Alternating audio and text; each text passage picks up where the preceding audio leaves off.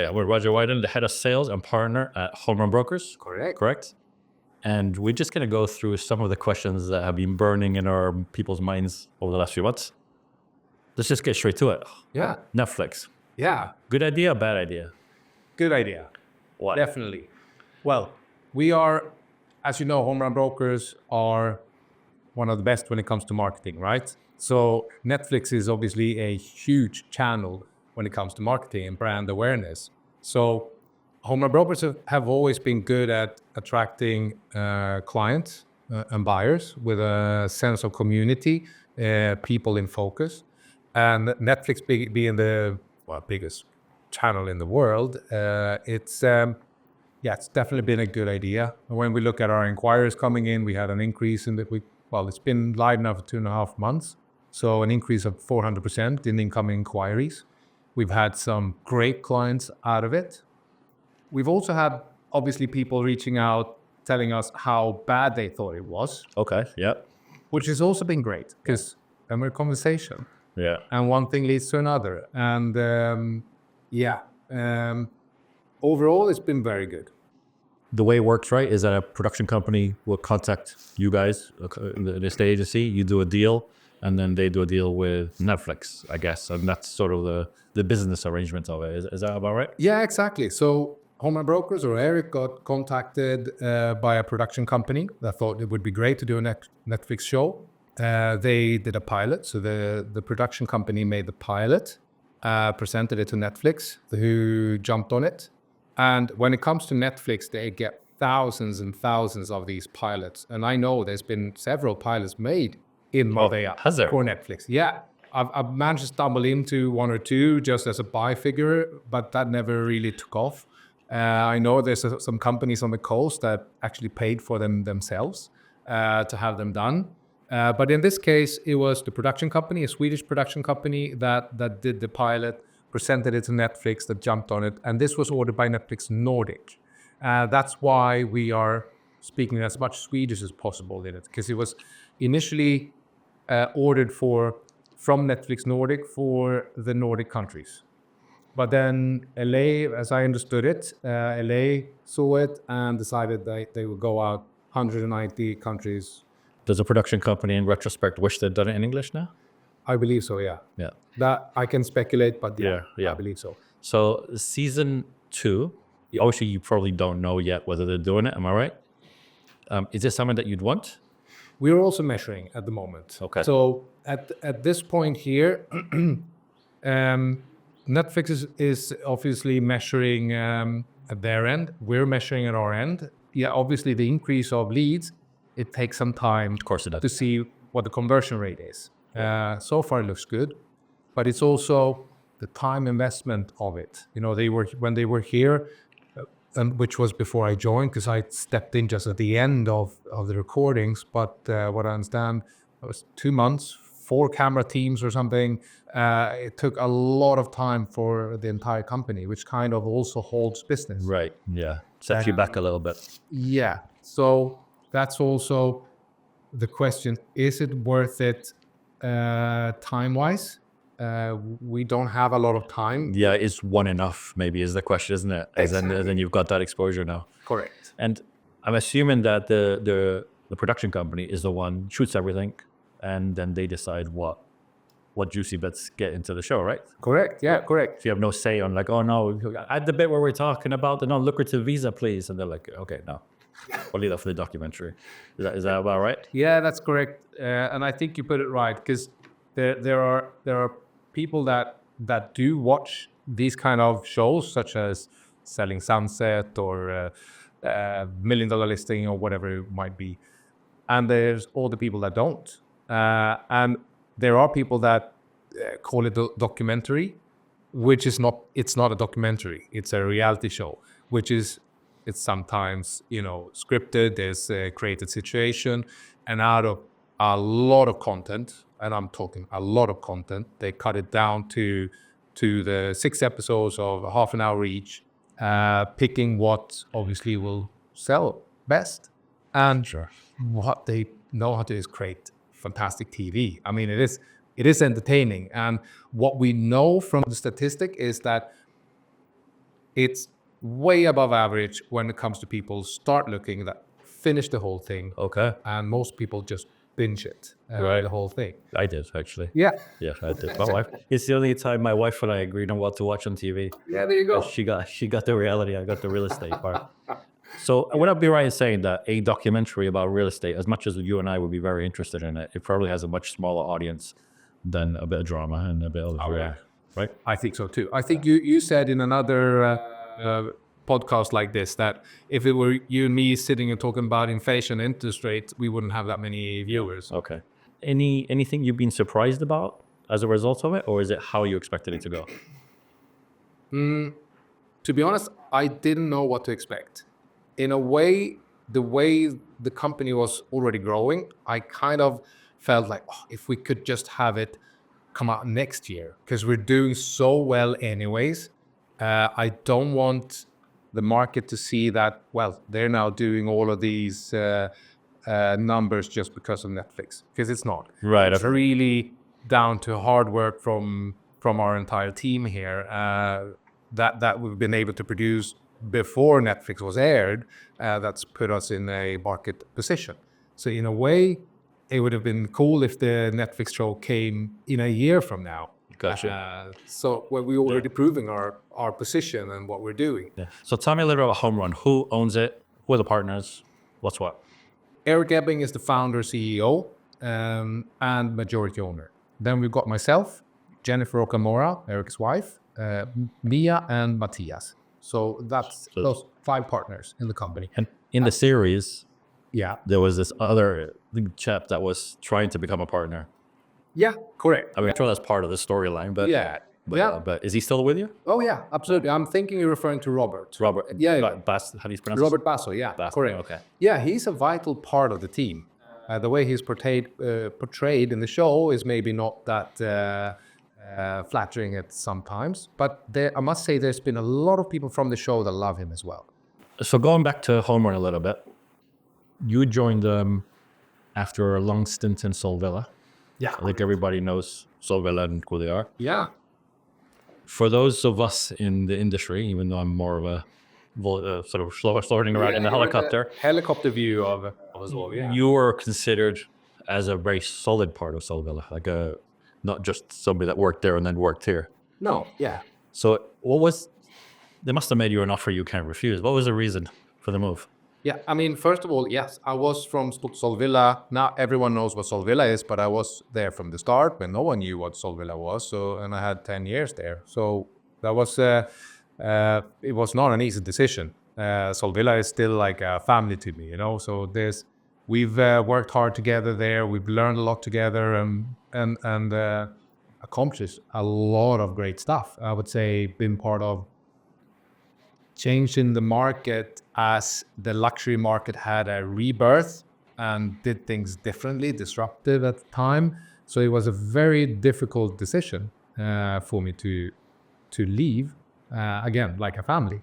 But yeah, I got in conversation with Eric and then it went really fast from there. So it was a fast decision. I wasn't looking to move, but when speaking with Eric, we got along really well.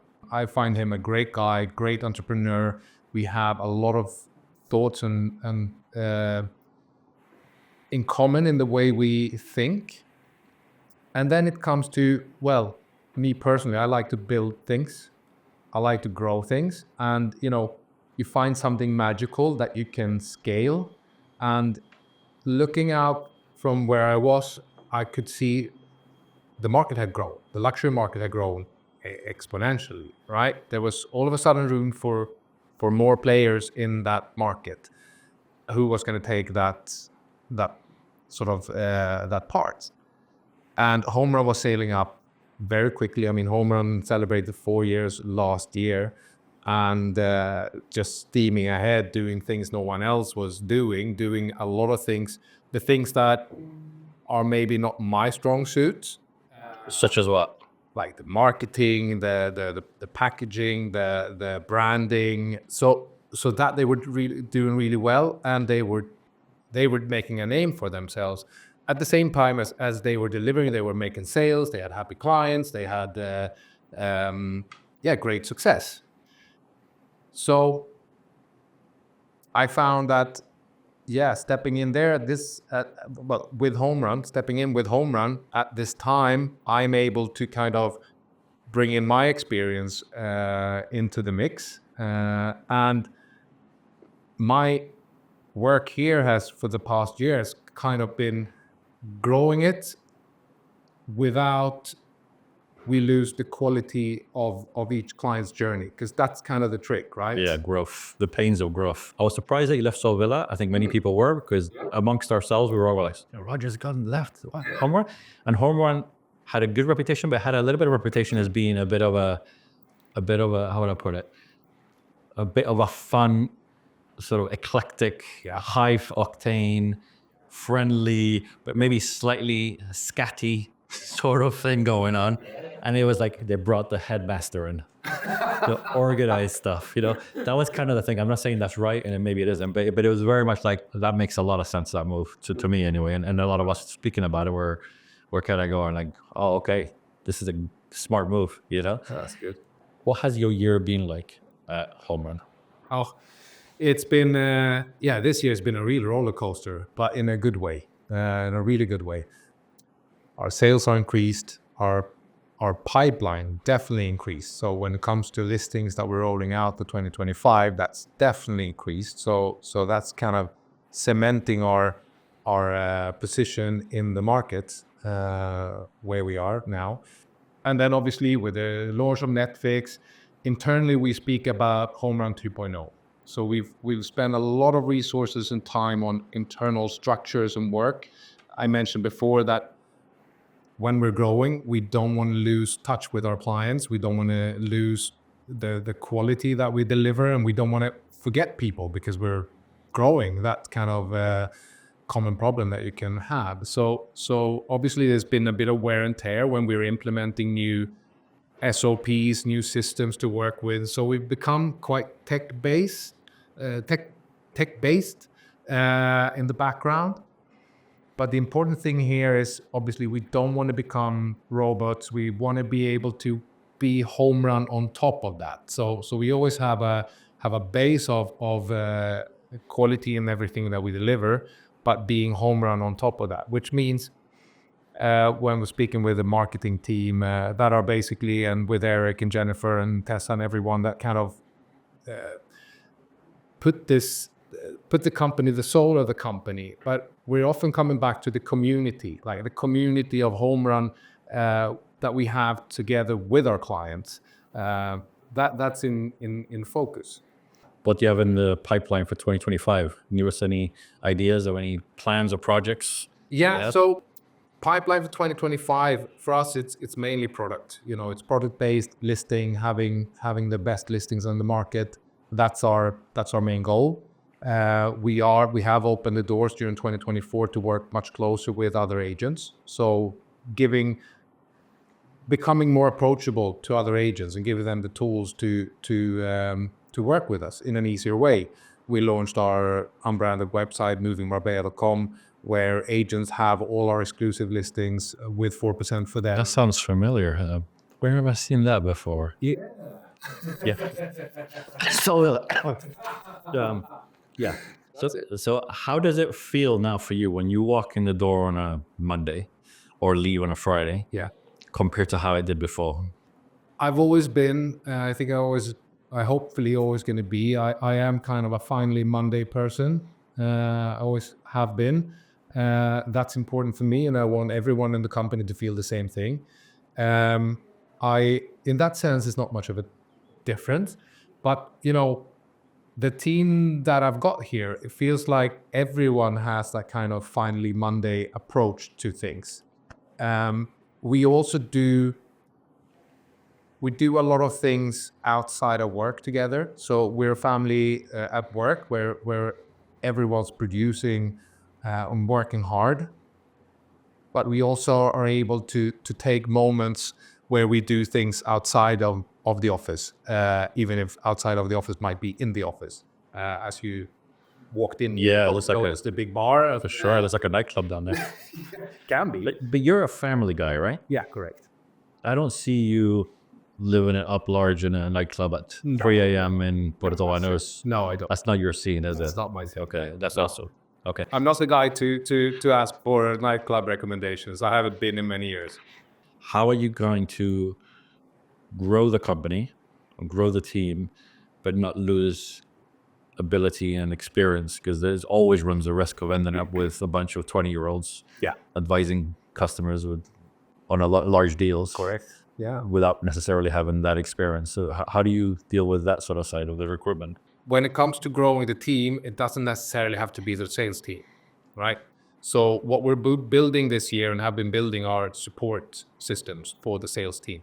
So we've been growing the company, especially on the administrational side. Our flight control, I call it. That's our administration, where we've managed to recruit people with years and years of experience. So I'm really happy with the recruitments I have on the admin team. So they become part of the backbone of the company.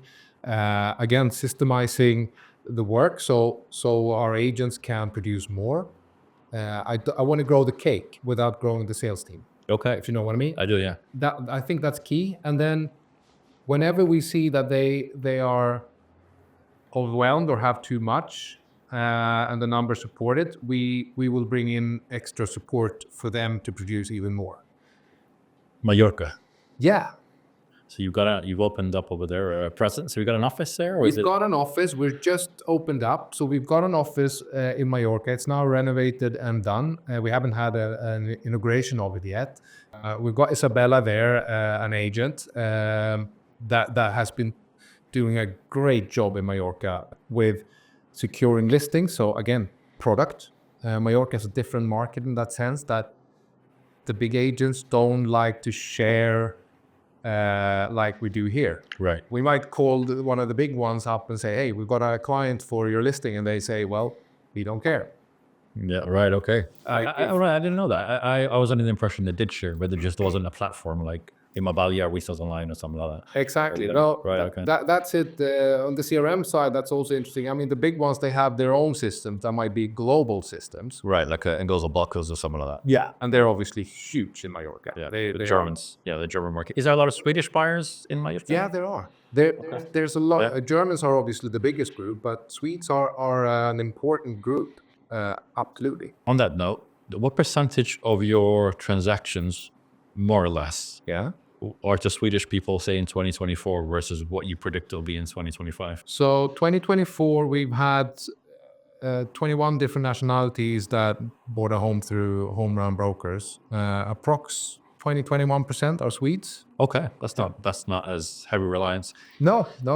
So yeah, The Swedish market has actually been a little bit quiet the last 18 months, hasn't it? So if you guys are coming into 2025 strong, that must be quite a good thing to come, right? Because I think everybody that knows the Swedish market, and we've talked about this before, haven't we? A few years ago, yeah, that the Swedish market is a little bit like the British market in the sense that when it's quiet, the demand builds up. I think you guys call it the catch-up effect. don't you? So exactly. they don't go in. So if they don't buy it today, they're buying tomorrow. And if they don't buy tomorrow, there's 3 people buying the next day, that kind of thing. Exactly. So there must be quite a considerable catch-up effect building up with the Swedish market, which puts you guys in quite a nice position I think so. Yeah, for that as a counterbalance. absolutely. On that note, though, 2025, forgetting, obviously, you guys are on the up, so sometimes it doesn't represent the market itself. No, correct. How do you see the market in 2025 in the Costa del Sol real estate side of things? Yeah, this is where I really like to hear your input as well, because again, you've got the helicopter view here. It's quite easy for each and every company to be quite caught up in our own bubbles, let's say. But I have extremely high expectations for 2025 based on so many factors of obviously we have an economy that is strong, a stock market that's strong, gold prices are record high, crypto is record high. There's money in the system, right? Interest rates have been coming down. Inflation seems to be under control. And it feels like households and also a lot of companies are now finally kind of getting that we can breathe again. Right. So I believe that's going to have an effect of unlocking a lot of that dammed up demand, bring on that catch-up effect from a few countries. We also have the exchange rate when it comes to the Scandinavian countries, especially Norway and Sweden, that have their own. The Corona has not been that great, has it, in recent times? No, Correct. Like last year. Yeah. So but it seems like that might strengthen. We'll see, but also it may not, and just people getting used to it, the new normal. And then you have, not that I know this market, but then you have Mallorca, where the German market has also been quite quiet, relatively speaking. Correct. I don't know if they have the same catch-up effect or whether they will, but if they come back, I think that Mallorca is a big chunk of the market is German buyers, which maybe for attracting the buyers directly yourself may not be as relevant initially because you probably don't have that space in that market. But if you have the listings, then and you're collaborating with agents, then you probably have that to your advantage as well. What we do different in Mallorca is that we list and we collaborate in a similar way as we do here, which we kind of game changers in Mallorca a bit. But the interesting thing is, from our perspective, we see a synergy between our clients here and Mallorca. And we have a few clients that already have a property here that would also love to have a summer residence in Mallorca. So we could work with a base of the same clients in Mallorca and here. Then we have the client type that are kind of, it's either Mallorca or Marbella. And we are able to service them in both locations. But Spain is decided, you know? Right, yeah, gotcha. So going back to the forecast, and so for you, for home run, you have obviously a positive outlook. Yeah. In the marketplace, generally, do you think it's going to be the same as this year, worse than this year, or better than this year in the marketplace? I think it's going to be better than this year. God loves an optimist. That's why I got this cup. Yeah. Tessa gave me this one, Secret Santa.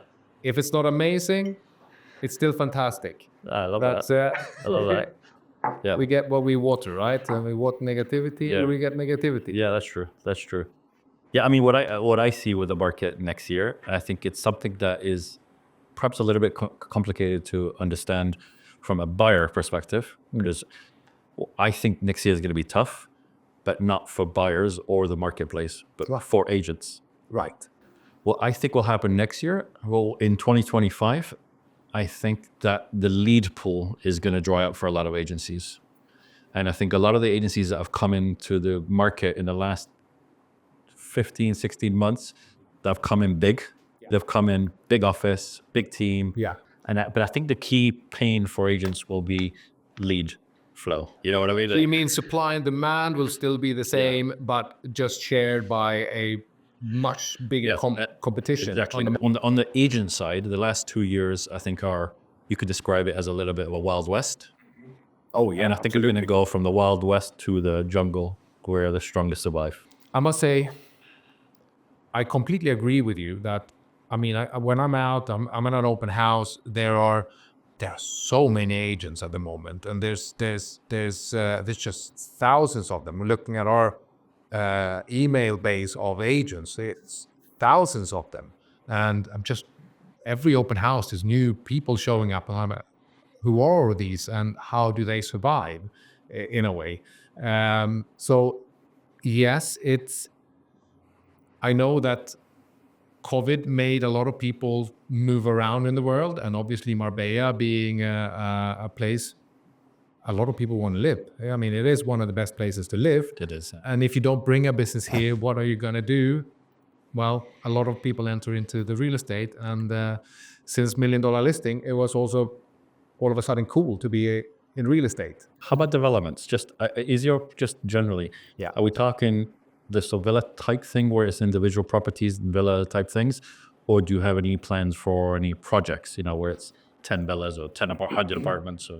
So when we have within home run developments, our team we are focusing on individual homes at the moment, and mainly villas. There's also luxury apartments and penthouses, and let's say it's a vehicle for our investor clients that want to kind of take a back seat and invest in the Marbella real estate market without getting too involved. But we don't want to compete with our collaborators that are bigger developers that we are also working with that are doing the villa projects of 5 or 13 villas somewhere. So we don't want 54 villas in one place. 64 villa, yeah, correct. So we don't want to be in competition with those developers. So we are working more on an individual property base in home run development. Okay. Yeah. Consolidation next year. Optimistic about the market. Yeah. Netflix, so far so good. See how it all pans out, right? Exactly. And returning to Netflix there quickly. I mean, I think it's opened up the eyes for Marbella overseas. It's quite easy that we are looking at our little bubble here. Well, everyone knows it's not meant for the people in Marbella or maybe in the sort of usual 4-hour flight radius where a lot of clients are coming from. But we had a client, a family from Brazil that saw the show, thought, wow, Marbella is beautiful, packed grandma and the kids and flew to Marbella. I'd never been here, never been outside Brazil before, but just saw it on television and thought, that's amazing, let's go there. And they did. So they came, knocked on our door like, we're here because of you. And just wanted to come in and say hi. And I think we're seeing in our leads that were coming in, we're seeing more overseas clients that maybe wasn't aware of Marbella was an option. Okay, so new markets being opened up. Yeah. I mean, typically, am I right in saying that an inbound lead like that, which is based around demand and branding and stuff like that, Yeah. they're fewer in number, but the conversion rates are 100 times better than a cold lead you might get through some other form. Exactly. That's the theory, at least. Now we're measuring that, especially through Netflix, obviously. Yeah. But yes, it feels like the clients that are coming in, they already have a relationship with us. So that kind of a relationship build, we already have an advantage. Do you have anybody asking for a specific person to deal with that? Absolutely. From Yeah, this yeah. on the TV series? That's it. Yeah. So we have clients reaching out, and they want to work with Robert, or they want to work with Mia, and they want to work with Matthias. So I think, I mean, everyone have their own perspective, right? And therefore, people pick and choose their hero. Right. So yeah. And if they we do a second series and they do it in English, then I guess we'll see some of the other members of the team that we didn't get to see so much because of the yeah. Swedish element. Yes, because we've got plenty of superstars that wasn't shown that much. Yeah. Yeah. Like Tessa. Like Tessa, exactly. Yes. Okay, well, Roger, that is fantastic. Thank you so much for taking the time and explaining these things. I think this time next year, let's do this again and I would love to see what happened. Yeah, thank you for coming here. It's great having you here, and everyone should follow what you do. I think it's good for the entire real estate business to see what you do and get your helicopter view on everything. I know, I do. Roger, Pleasure. how do you say thank you in Swedish? Tack. Nice and easy. Tack. All right. Hey, thanks a lot. Thanks a lot, Alfredo.